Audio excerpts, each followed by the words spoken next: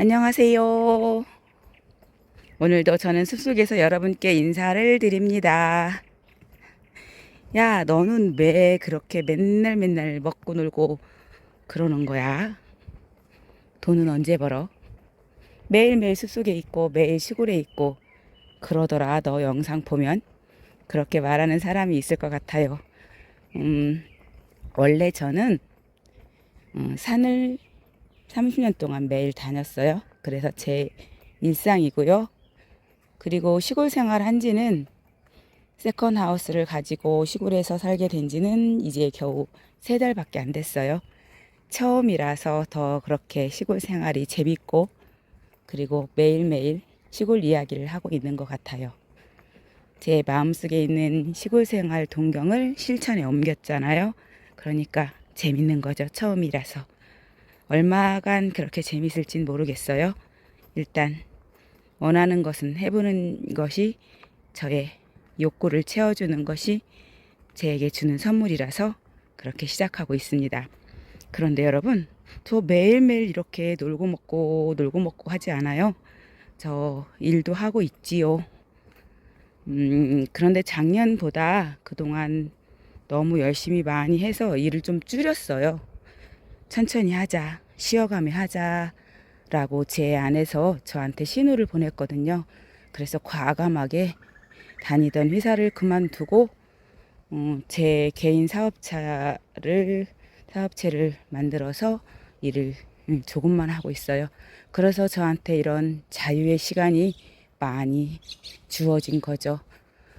자유로운 시간이 많아지니까 행복한 시간이 더 많아졌어요. 원래 사람들은 무엇인가 성공하고 성취하고 바쁘게 살아가며 열정적인 그런 시간들이 행복할 것 같잖아요. 그거에 대해서 결과를 내면서 그 성취감, 그런 거 인정받음, 그런 거에 대한 충만감을 많이 느낄 것 같은데 의외로 이렇게 단촐하고 단순해지면 질수록 행복한 여유로움 그리고 세로토닌 호르몬을 많이 많이 느낄 수 있어서 더 행복감이 증폭되는 것 같아요. 그런 신호가 있었어요, 저한테. 이제 쉬어. 조금만 하자. 그동안 잘했어. 그런 소리가 제 몸으로, 제 마음으로 계속 울림이 있었어요. 무언지 모를 그 불면증, 한 서너 달을 불면증에 시달렸어요. 왜 이렇게 피곤하고 힘들고 잠이 안 올까? 신기했어요. 이유가 없었습니다. 저는 열심히 잘 살고 있는데 뭐 스트레스를 받는 것 같지도 않은데 왜 그럴까? 돌이켜 생각해 보니까 그 스트레스가 쌓여 있더라고요. 계속 축적되어 있어서 한꺼번에 불면증이라는 증상으로 나타난 거죠. 10년 동안 정말 재밌고 열심히 살았거든요. 아이들과 숲에서 만나면서 그 일이 천직 같았어요. 너무 사랑스럽고 예쁜 아이들과 숲에서 노는 일이 나에게는 정말 신의 직업이었거든요. 그런데 그 처음에는 그 일이 너무 행복하고 즐거워서 매일매일 새로운 아이디어와 그리고 기쁨으로 아이들과 함께 진동하면서 정말 재밌게 그 생활을 했는데요. 어느 시점, 한 최근 1년 전쯤부터 그 일이 버거운 거예요. 그 일을 하면서 계속 공부를 했거든요. 자격증을 계속 끊임없이 땄어요. 관련된 자격증을 땄고 또 다시 농대에 들어가서 또 방송통신대 공부도 하고 또 항상 자격증을 계속 땄던 것 같아요. 한 가지 끝나면 또 따고 또 한 가지 따면 또 따고 그러니까 항상 일하며 공부하며 마음에 여유가 없는 거죠. 그리고 이렇게 또 산도 매일 타야 되고 항상 타이트했어요. 그러면서 저는 그랬죠. 아, 열심히 살고 있어. 보람돼. 정말 나는 훌륭해. 바쁘면 바쁠수록 열심히 하면 할수록 인정을 받아요. 그래서 저를 찾는 사람이 더 많아지는 거죠. 이 일을 잘 하면 할수록 주변에서 선생님 꼭 와주세요. 우리 원에 꼭 해주세요. 이렇게 찾는 사람이 많으니까 또 일이 더 많아지는 거예요. 자꾸 일이 많아지면 돈을 많이 벌고 그럼 보람스럽고 행복하잖아요. 그것이 행복이라고 나는 성공하고 있다고 더 나의 퀄리티를 높이기 위해서 계속 자격증 더 많이 따고 열심히 했어요. 특히 이 일은 하루 종일 하는 일은 아니라서 여유는 있어요. 시간적 여유는.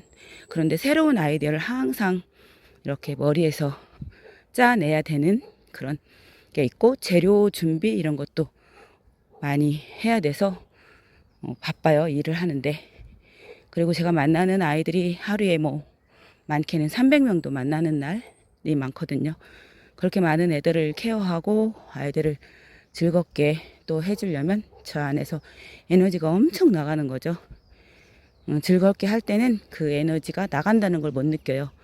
거의 지금까지는 그 일이 정말 행복하고 즐거웠죠. 그런데 그 일만 하면 좋은데 또 회사에 하나의 그 자리를 갖고 있잖아요. 팀장이라는 자리를 갖고 있으니까 그 팀원들 관리를 해야 돼요. 특히 주말마다 행사를 해야 했어요.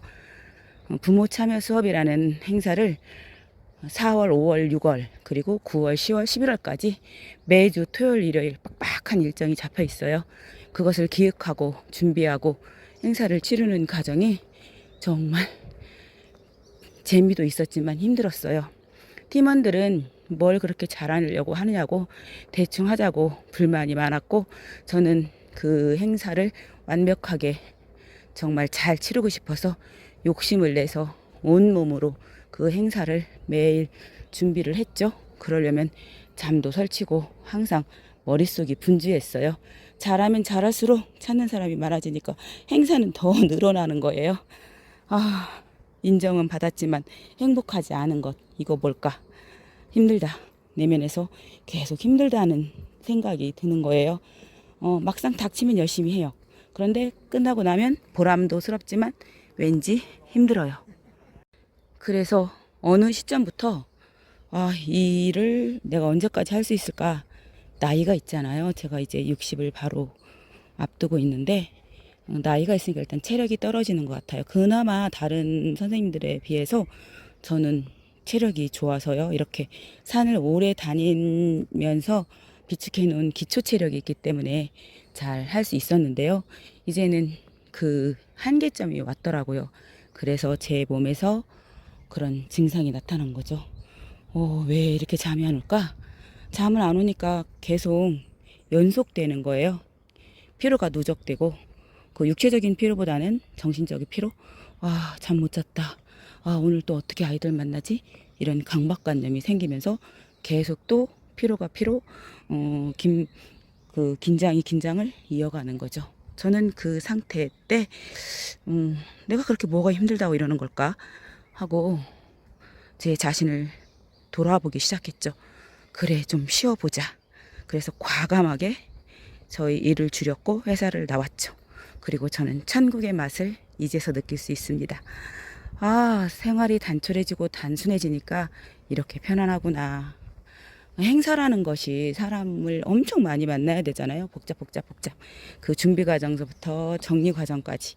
그 행사 중에도 너무 많은 사람과 같이 에너지를 교류하고 그 사람들의 에너지를 올려주고 만족시켜야 되니까 엄청 에너지가 많이 나가요. 같이 기쁨으로 진동은 했지만 그것이 쉽지만은 않은 일이죠. 잘하는 것이 좋은 것만은 아니구나. 그런 생각을 했어요. 적당히 나 챙기면서 하는 것도 괜찮지. 그런 생각이 어느 순간 들었습니다. 그러면 그런 생각을 갖는 순간 그 행사가 재밌을까요? 재밌지 않죠. 적당히 하고 싶어지는 거죠. 그러면 그만큼 흥이 안 나고 에너지가 나오지 않는 거예요. 그때가 바로 이제 조금 줄여야 할 때라는 것을 저는 터득했어요. 아이들과 만나는 일이 행복하지 않고 기쁘지 않다면 저는 그 순간 그 일을 그만둘 거예요. 기쁘게 살기에도 부족한 세상이잖아요. 사랑하고 행복하게 살기에도 부족한 시간인데 하기 싫은 일을 하며 살고 싶진 않아요. 그래서 지금은 아직도 아이들 만나는 일이 재밌으니까 반으로 줄이고 나만의 여유로운 시간으로 나의 에너지를 다시 재정립하고 나의 에너지를 다시 이렇게 채우고 있습니다. 여러분 인생에 그런 때가 있어요. 열심히 살아야 할 때가 있고 잠깐 쉬어서 멈추어서 또 다른 자기 안에 소망, 욕망을 또 돌아볼 시기가 필요하죠. 그러기에는 이런 자기만의 혼자 걷기라든가 여행이라든가 이런 성찰의 시간이 필요합니다. 저는 자연 속에서 많은 시간을 이렇게 저를 성찰했기 때문에 제 안의 욕구를 잘 알 수 있어요. 그리고 제 욕구에 충실하죠. 여러분, 욕구가 나쁜 게 아니에요. 자기 내면의 욕구를 잘 알아차리는 게 현명한 거랍니다. 나는 무엇을 원해? 나는 어떤 삶을 원해? 그것을 여러분이 잘 알아내시고 그 원하는 세상을 만들어 가세요. 오늘도 천천히 숲길을 걸으면서 여러분께 여러분 안에 있는 내면의 욕구가 뭔가요? 그것을 찾아서 그것을 이루어 주세요. 라고 이야기 나눠 보았습니다. 오늘도 감사합니다.